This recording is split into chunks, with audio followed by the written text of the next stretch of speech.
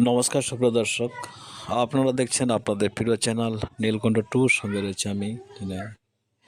আজকে ডাব্লিউবিপি পরীক্ষার final answer কি প্রকাশিত হয়েছে রাত্রিবেলায়। অনেকে হয়তো দেখে ফেলছেন ওয়েবসাইট খুলে। তো এখানে শুধু 1 নম্বর সবাই পাবে, আর বাকি 3 নম্বর যে আছে, বাকি 3 নম্বর কিন্তু কোশ্চেন থেকেই মাইনাস করে দেওয়া হয়েছে। মানে 85 মার্কস থেকে 3টা কোশ্চেন উড়িয়ে দেওয়া হয়, যেটা কেউ নাম্বার পাবে না। তাহলে কোশ্চেন থেকে 3 নাম্বার মাইনাস চলে গেলে থাকছে কত নাম্বার? 85 যেহেতু পরীক্ষা, তাহলে থাকবে 82 নাকি? তাহলে এই 82 মার্কের মধ্যেই তাদের কাট অফ নির্ণয় হবে। অতএব 1 নম্বর সবাই পেয়ে যাচ্ছেন।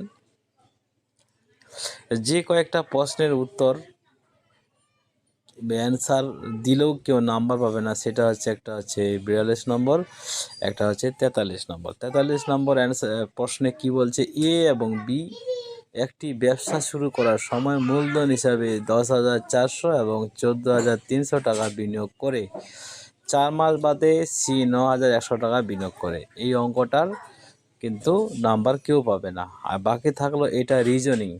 এখানে কি বলছে? All will get marks even if not attempt. যে এটাকে যে অ্যাটেন্ড করেছে সেও পাবে, যে এটাকে অ্যাটেন্ড করেনি, মানে কি টাচ করেনি, সেও নাম্বার পাবে। ঠিক আছে?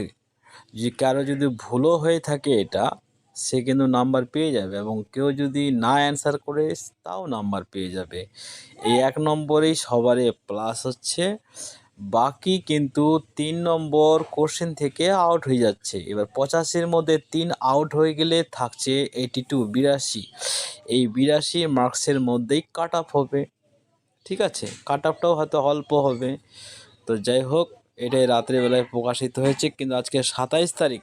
আজকে আবার রাত্রিবেলায় রেজাল্ট প্রকাশিত হওয়ার সম্ভাবনা রয়েছে, আর না হলে কালকে 100% কনফার্ম রেজাল্ট প্রকাশিত হবে। তার কারণ হচ্ছে এইভাবেই কিন্তু ডাব্লিউবিপি রেজাল্ট প্রকাশিত হয়। তো সুপ্রিয় দর্শক, আপনারা যারা রয়েছেন নতুন, অবশ্যই যদি এর পরবর্তী ভিডিওগুলি আপনারা জানতে চান এবং এইভাবে আমার সাথে জড়িয়ে থাকতে চান, অবশ্যই চ্যানেলটি সাবস্ক্রাইব করে পাশে থাকবেন। যদি চ্যানেলটি সাবস্ক্রাইব করে দেন, তাহলে আপনারা এই সব অপরচুনিটিগুলি পেতে থাকবেন। আমি কিন্তু আপডেটগুলি দিয়ে থাকি। এবার রইল আপনাদেরকে মাঠ প্র্যাকটিস করতে হবে। মাঠ প্র্যাকটিস করলে আপনাদের ক্ষতি হবে না। অতএব আপনাদের যদি মাঠ প্র্যাকটিস করতে লজ্জা লাগে, তাহলে সবাইকে বলবেন আমি শরীরের ফিটনেসের জন্য বা আমার কিছু অসুবিধার কারণে আমি প্রতিদিন মাঠে করে থাকি, দৌড়াও থাকি। ঠিক আছে? আপনারা দৌড়টা দিয়ে থাকবেন। প্রথমে এখন হালকা করে দিয়ে থাকেন, হ্যাবিট করেন।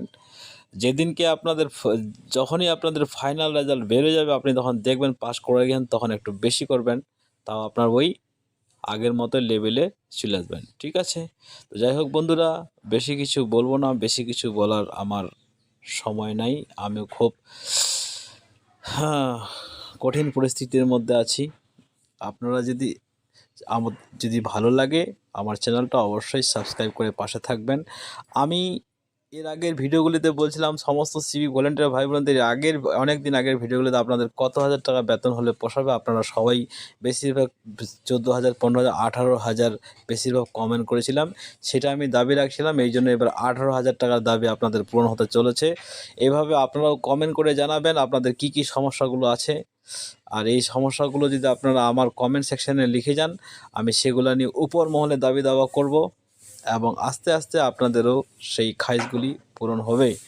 তো বেশি কিছু বলছি না। আপনারা যারা পুরাতন সাবস্ক্রাইবার আছেন তাদেরকে ধন্যবাদ।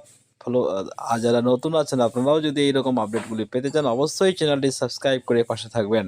বেশি কিছু বলছি না। ধন্যবাদ এতক্ষণ আমার কথাগুলি শোনার জন্য।